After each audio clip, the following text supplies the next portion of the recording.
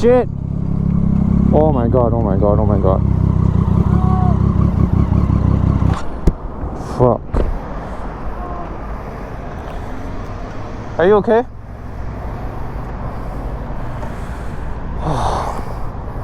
Oh crap.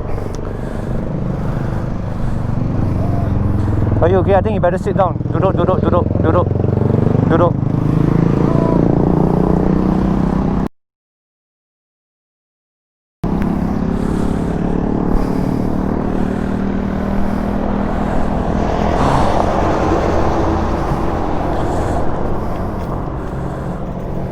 Can I lift this up? Oh.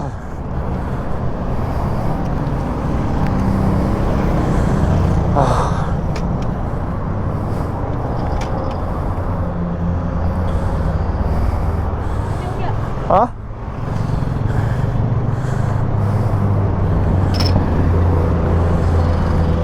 Apa jadi? Okey tak? Think you relax dulu, relax dulu.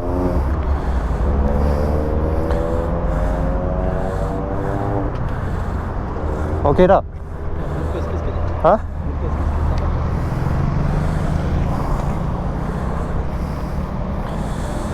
Wah. Apa jadi? Dia jatuh, saya break lah, saya melanggar dia. Tak, kereta depan tu break. Oh, kereta depan break. So you jam you punya brake depan lah.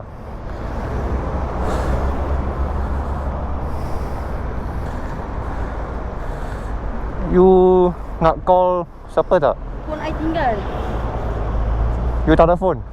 I tertinggal kat rumah. You nak guna phone saya tak? Tak ingat nombor. Tak ingat nombor? Alamak, macam mana? I kena balik arah Damansara.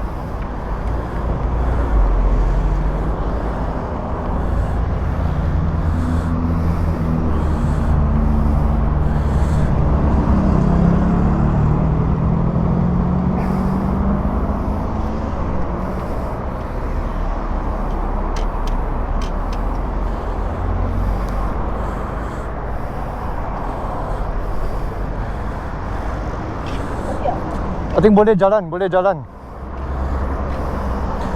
Tapi pergi slow lah.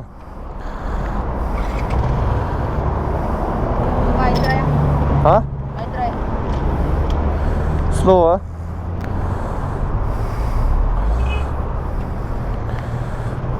Thank you bang. Ha. Okay, thank you, man. Okay.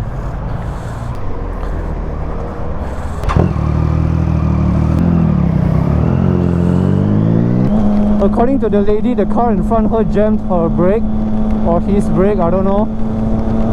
So that led to her jamming her front brakes as well, and her front tires locked up, and yeah, she fell. Holy shit, I've never ever seen something like that before. Crazy.